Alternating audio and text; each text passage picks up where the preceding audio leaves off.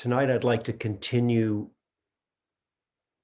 the topic from the last time, and I've been exploring what, according to tradition, are the first three discourses that the Buddha gave.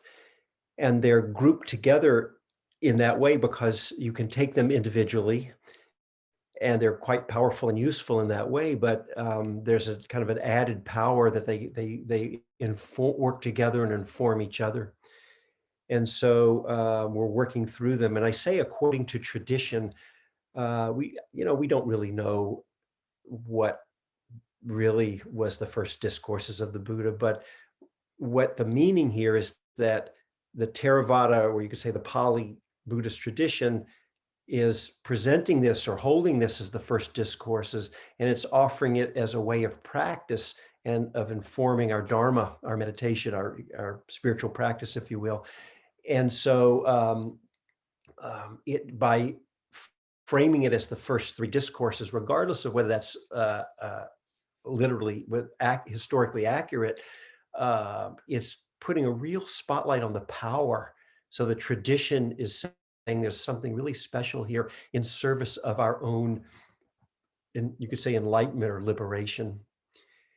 And so I want to I'm in a few moments, I'll just take, for those who weren't here, I will take maybe a couple of minutes just to recap what we did last time and then continue on. But before doing that, I want to pause on a particular Pali term, and it's a term we hear often, and it really comes up a lot in these discourses, and it's throughout them. And so it's very important to really get to the meaning of it. And it's a term some of you know, nibbida. This term nibbida has a range of meanings, but it gets translated, a range of translations. So sometimes it's translated as disgust. I'll explain later. I don't care for that translation myself, because to me it has a sense of aversion in it towards things. It can be translated as estrangement, um, a range of, anyway, I won't go into all the meanings, but to me, it has the real meaning of it, regardless of the particular term that they use in the translation. The real meaning of it is, you could say, had enough or done with something. And the idea of it is that, if we keep trying a certain, from a Dharma perspective, the idea is that, if we keep trying a certain strategy or a certain approach to life, and we keep trying the same strategy over and over, and if it's not only we finally learn it doesn't help us, but it's actually perhaps even causing more suffering, at some point, the nibbida comes in. That's the idea that, I, I think I'm done with that.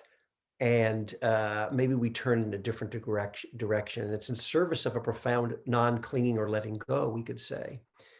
Being done with something, though, doesn't mean you have to push it away or push life away. So I want to give you an example. Last 2 weeks I was away. I was in Moab in Utah. And I think I've spoken with a few of you I know who've been there. But if you haven't, it's really I've been there many, many times. It's one of my favorite, really, places on the whole planet. And, I haven't, I consider myself to be moderately well-traveled, not extensively. I've been, been maybe a dozen or so countries around the world. I've been all around the United States. And I have my top places when I think of just natural beauty, Yosemite and, well, Grand Canyon. And it's not about comparing places, but I want to just spend a moment to give a few superlative adjectives about Moab. Just be quick, but because it'll help make my point around nibbida. I'm going to use some overused words, but so you have to, I actually mean the literal meaning of these words. So there's a word awesome, it gets used, it means really great, but I mean it in the sense of actually engendering awe. like for real. So it's kind of on that level if you've been to Moab, and even more in all of Moab, which my number one spot that I've discovered on the planet is it's in Canyonlands National Park, and there's a road. It's called the White Rim Trail, sometimes called the White Rim Road. And if you want to get an idea of it, just go onto YouTube and type in White Rim Trail, and people bicycle it. It's 100 miles, and you can just get the sense of the beauty. The images don't capture it. But if you've ever been to places that are like the Grand Canyon, for example, you can see the photos, but then when you're there, the actual um, vastness, I find at least that you can see, you have to check and see for yourself, but I find for myself that um, my mind becomes just powerfully expanded, and it taps into a lot of the spiritual qualities that many of us care about as Dharma practitioners. My heart opens in a profound sense of interconnectedness, love. I mean, these are kind of cliches, but if you just, I don't care if I could be in the worst mood in the world, but you teleport me, transport me to the White Rim Trail, and I'm in a profound transcendent kind of experience. It's that powerful of a place. So I spent a lot of time there the last 2 weeks, and I was hanging out there and kind of marinating in the space. Even took some mountain biking trips, day-long trips out into the out there and hung out. So again, go check it out for yourself if you've never seen the images there. But I'm just trying to convey a sense. I say that to you because I continue to love Moab and the White Rim Trail deeply. I'm already planning my next trip. I've got fantasies about, going out for days and just living it, staying out in here. And there's ways you can do that. But I'm also quite aware that, um, well, just right now, what happened to me, I had to come home. And I came back to what normal life is, which is fine. I'm not complaining about normal life, but at least not right in the moment.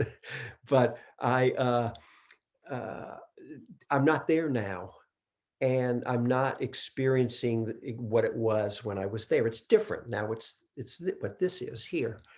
And so this ties into the idea of impermanence and that things don't last. And these are the Dharma qualities that we talk about just so often. And I know I see everyone who's here tonight. We're all, none of us are new practitioners. We've all heard these teachings many times. And hopefully we've really endeavored to apply these teachings and internalize them and make them real.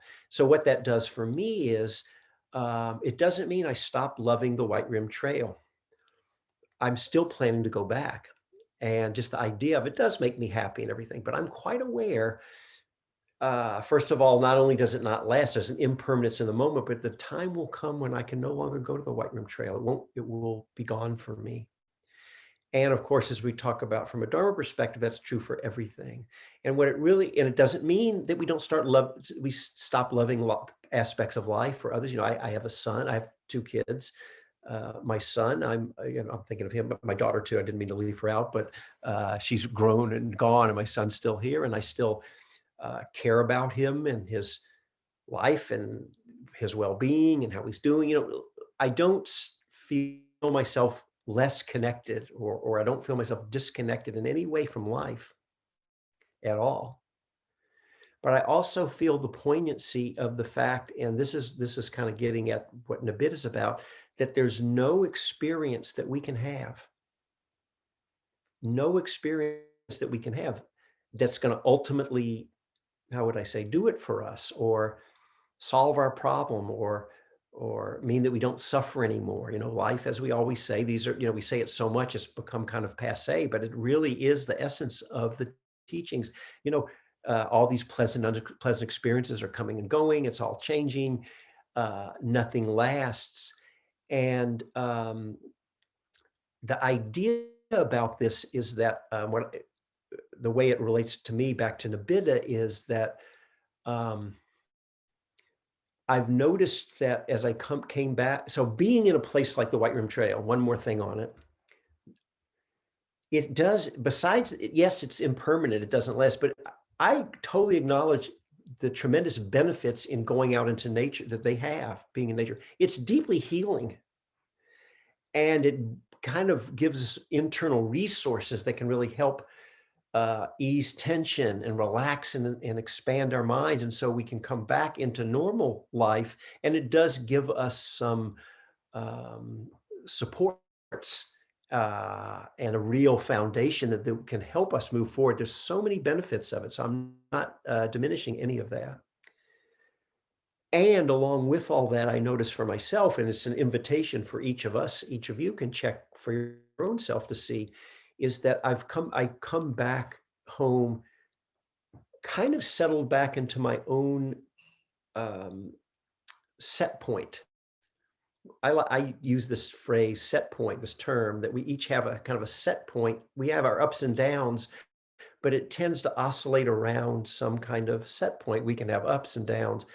And what I have found is through the meditation practice is that the set point has shifted.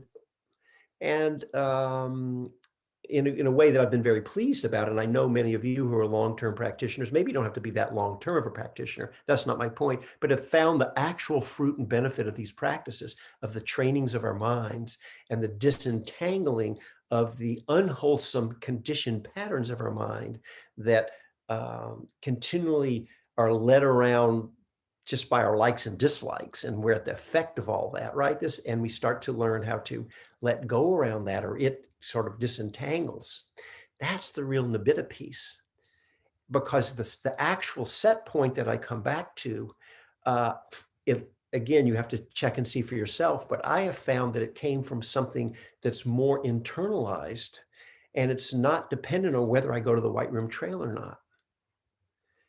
The level of, I don't use the word happiness that much. A lot of people talk about the level of happiness, and it's a fine term. It's just not for me. I think about the term of the sense of a profound sense of well-being and presence. I like that. I could say a lot of other words, but those are two nice words for me: well-being and presence, and an equanimity. That as that gets stronger and stronger, then I can still enjoy my son. I can still enjoy the White Rim Trail. And again, I'm going back. I'm 68 years old. I'm actually fantasizing doing the whole thing 100 miles in a day. There are people who've done it, but they're all like 25 years old or younger.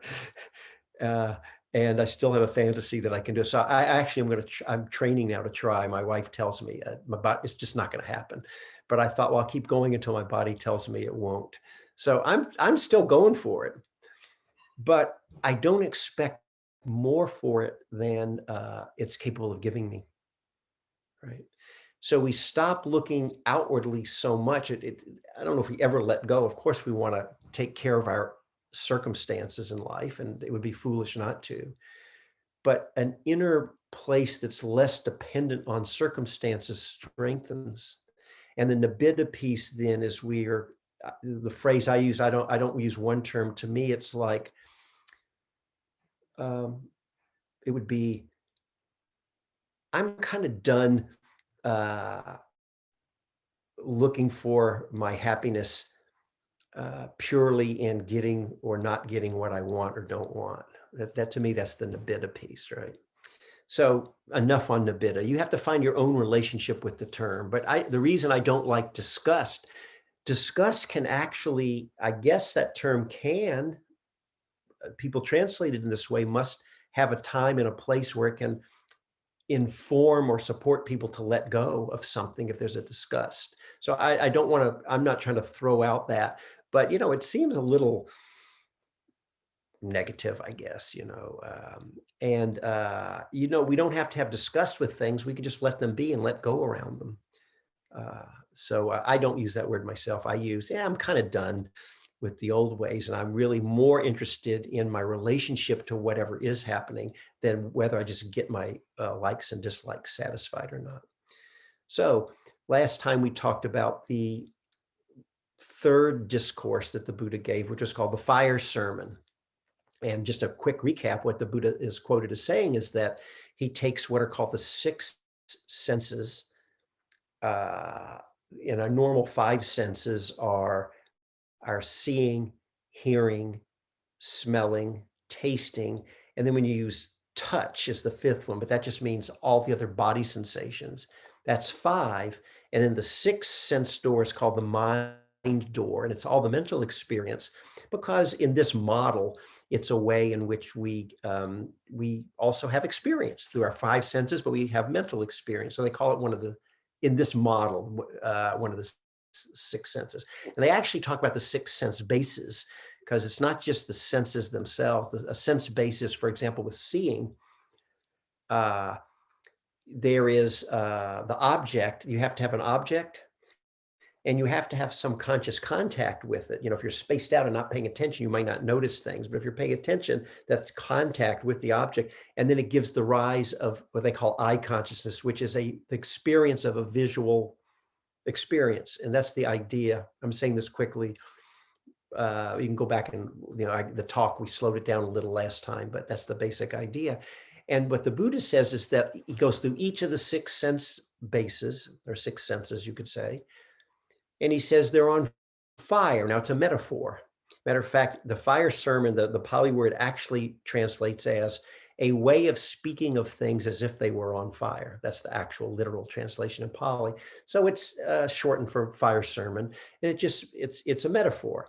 And he says we're burning with greed, hatred, and delusion.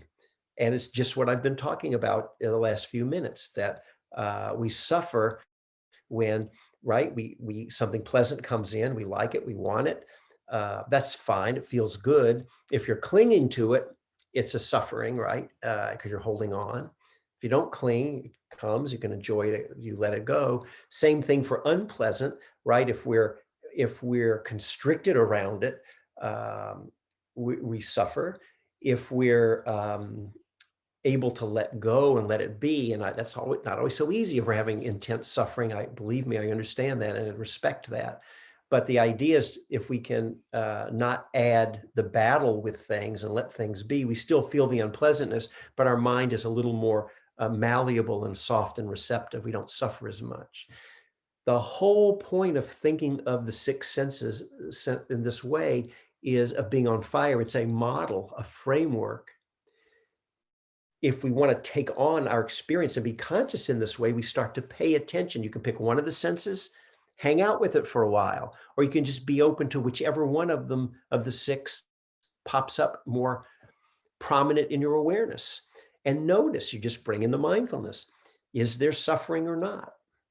You actually don't have to go digging around. You'll know if you're suffering or not. If you're not sure, don't worry about it. Just relax, enjoy your life.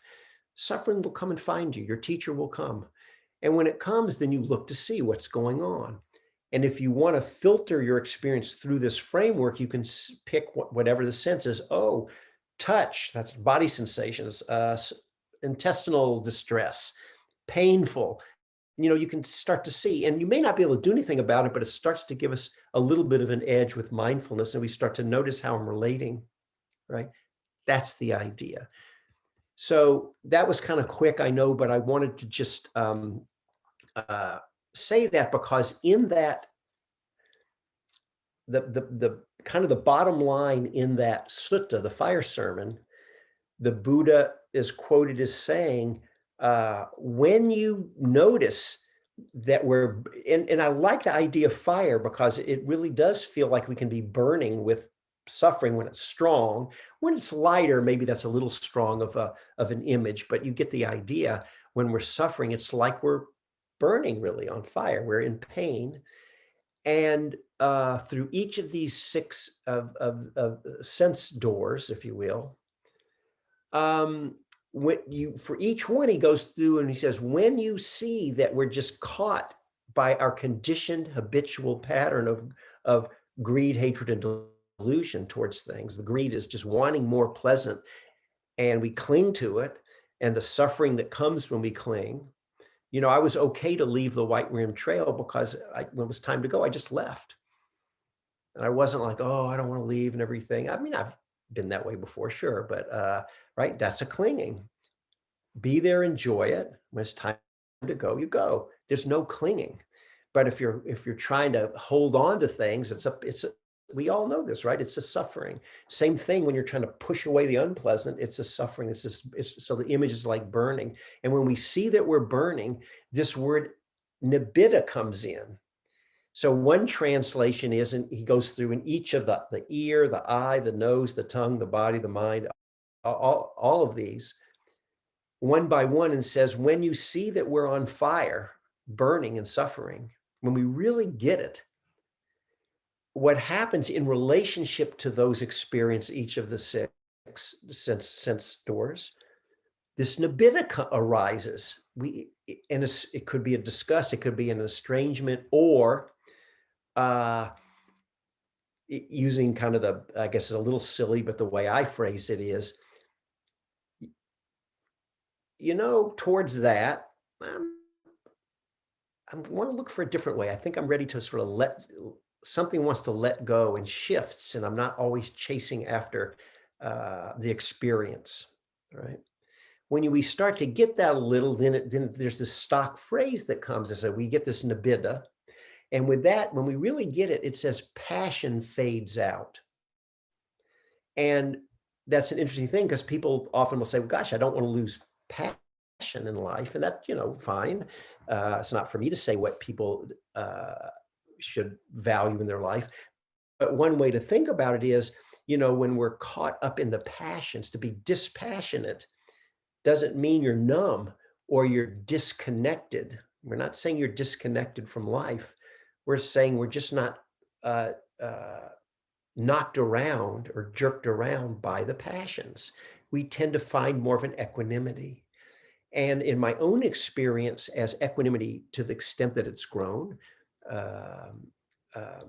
I found that it can be a subtler satisfaction, but a deeper satisfaction, the place of, again, I like the word, there's a sense of wakeful presence that carries through, and equanimity, a lot of other terms we can use.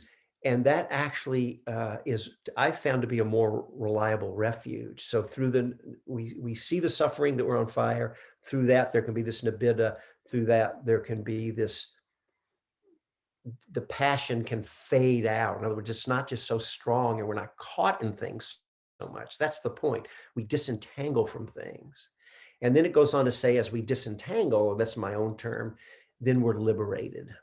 Okay, so that's the question. Then what does it mean to be liberated? It means our well-being's not totally at the effect of circumstances, right? That's kind of the summary of this fire sermon. Well, I think I can do this quickly. We don't have that much time left, but now I'm ready to move on to, that was the fire sermon, the third discourse of the Buddha. The second discourse is different. It's called the discourse on the characteristics of not self.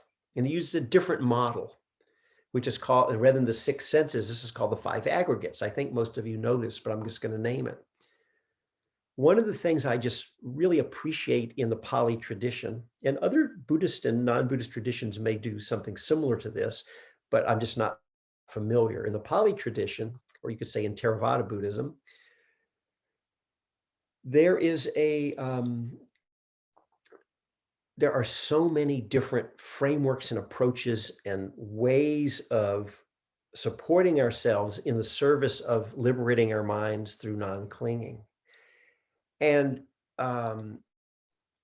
it's not just one way. Now, there are plenty of teachers out there who do teach this is the one way, the best way, and that's fine. Not that, that's just what they're choosing to do. But in the texts, in the tradition, there's many, many ways. And they're not even necessarily meant to be mapped onto each other. They're just different frameworks. And so we see what works for us. This second discourse on non-self actually ends with the exact same standard stock phrase in Pali that was in the fire sermon. I'm just paraphrasing it here. It says, when you see what we're about to discuss in this new framework, in this sutta, we also gives rise to this nibbida, and passion fades out. And with the fading of passion, you're liberated. The exact same landing place that these are both aiming us for, but we get there in a different way. So here's a different This doesn't talk about suffering from being on fire. It goes through this model called the five aggregates. And so maybe it's easier. You don't have to memorize six things. You can just remember five. But let me just say what they are. I believe, looking at the list of who's watching tonight, most of us probably do know this. I've heard it many times, but so I'll just be quick about it. And if you want to go in more depth, it's easy to do a web search and get lots and lots on this. In Sanskrit, the word is skanda, and in Pali, it's kunda, and it means heap or bundle. And it's basically five categories, and it's a way of deconstructing what we are as a human being in five, sort of we break it into five parts as a way to help us get a handle on our experience, just as the six sense bases was a way to help us get a handle. This is just a different way to do it. They could have broken it up. I don't know why it was broken up in this particular way. And I could imagine other ways, but this is just what the model is. And here's what the five are. And again, you don't have to remember them. You can just hear it if you've never heard this before. And if you hear it enough times, it'll stick. So don't stress trying to remember it. The five aggregates, it deconstructs ourselves into, number one is form, and that's just the physical, that's our body. And then the other four are mental. So the form, the second one is, the word in Pali is with a V, Vedana, translated as feeling or feeling tone. It's not feeling in the sense of like moods or emotions or feeling good and bad. It really means that it's the quality that accompanies any experience of either pleasant, unpleasant, or we sometimes for shorthand, we say neutral, but it really means neither pleasant nor unpleasant. So every experience is either pleasant, unpleasant, or kind of in between. It's not clearly pleasant or unpleasant. That's the Vedana, that we call it the feeling tone. So we got form, the feeling tone. The third is a sunya, which is perception. And it's basically the function of, it's hard to say quickly. It's the function in the mind that takes sense input and assembles it makes it into things. And the thing I often use, I'll just hold this up. Some of you have heard this many times. I'll hold this bell up and I'll say to people, what do you see? And people say, well, I see a bell. But it's a great way to get to perception because you don't actually see a bell. There's sort of light and shape and shadow landing on your retina. And then in your mind, you could say in the brain or in your mind, it assembles this and creates that to be bell. It's that taking just raw data, if you will, or input, and creating it into something. That's the perception. We'll just leave it at that for now. There's actually a lot more that could be said. I may not have totally gotten it, but it's good enough. Form, feeling, perception. The fourth one is called sankharas, and oh boy, there's a lot of meanings there also, but I think good enough for now. We'll just call it all the other mental activity going on: planning, thinking, volitional activity, just everything in the mind. That's good enough for here. Form, feeling, perception, other mental activity, and the last one is just pure consciousness itself. Okay. And what the Buddha does in each of these, he goes through and he does two things. First, he says, can you control any one of these and make them be what you want them to be? Say, to my body, we do have some control, actually. We can shift our mind states, yes. But if you really pay attention in your life, I'm sure we all know that, that's limited. A lot of times you can't control what's going on in your mind. And you certainly can't always make your body do whatever you want, whenever you want, right? If you're not feeling well, you can't just tell it, don't feel bad, right? So it's only so much in our control. If it were, the Buddha says, if we owned this like ourself, we'd have more control. But the real bigger piece, he says, is for each of these five, are they permanent or impermanent? And if you go through each one, your body, we all know, is not permanent. It's constantly changing, and in case you haven't noticed, it's not going to last forever. And similarly, feeling tone is not permanent, it's always changing. Perceptions change, and I could give you a lot of examples, but I'm just going to leave it at that. All the stuff going in the mind changes. And even the fifth one, consciousness itself is not permanent. And some people say, well, wait a minute, it seems like there's a continuity of consciousness, but not if you're unconscious. Where did consciousness go there, right? If you've ever had general anesthesia, I have had it a few times. You're just the consciousness switch is just turned off, really. So consciousness is actually not permanent either. So he's looking at this model of as another way, and the idea is he says you should contemplate these things and then really take time to contemplate and know since they're impermanent, should we be clinging to them as yourself? And the stock phrase is, should we cling to it as I, me, or mine? You'll hear that over and over. It just means the truth is it is yourself. You know, what misconception in Buddhism is that there's no self. Totally wrong misconception of the word anatta. We're stuck with it, but it's not what the meaning is. It doesn't, it's going to be another talk, not for now. Contact me. You're welcome to email me, whatever. And if you're going, wait, what are you talking about? I know I just threw that bomb out and I'm moving on fast, but I'm just going to leave it at um, the Buddhist teaching is not that you don't have a self. You got a self.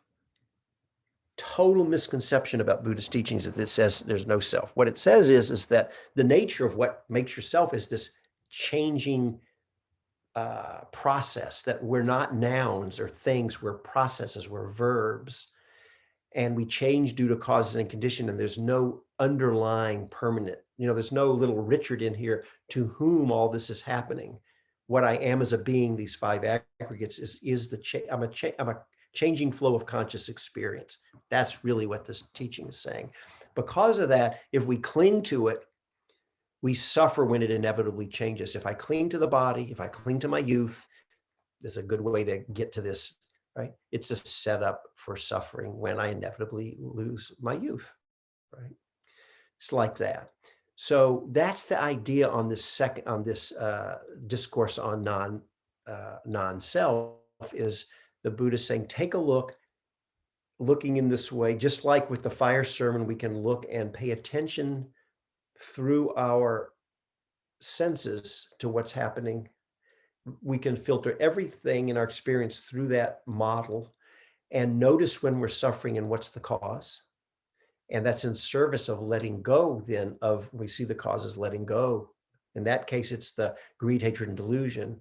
And in this case, with the five aggregates, it leads us to the same stock phrase, the nibbida can arise, and we can start to shift where we really, to me, it all comes down to, we can start to look for our happiness, not only in the experience, but it can start to shift in how am I relating to whatever's going on? That's a real shift. And it's kind of an equanimity, right?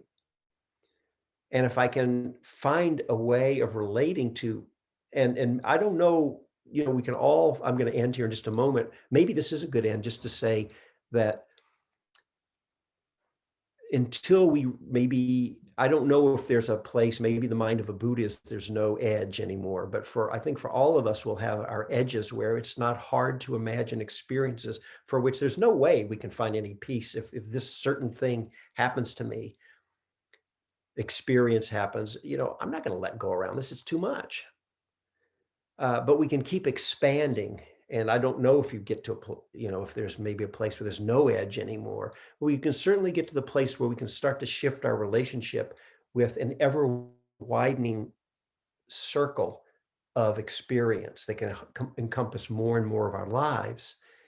And in that case, we're more liberated. We're more at peace. We're able to just be with the flow of life, not be in a battle against life or in a battle with ourselves so much, right? And then you can still go to the White Room Trail and have a nice time, right? You don't have to stop or whatever it is, right? You can still just do that. But the question is, what does it do with a liberated mind or with a clinging mind? So it's kind of like that.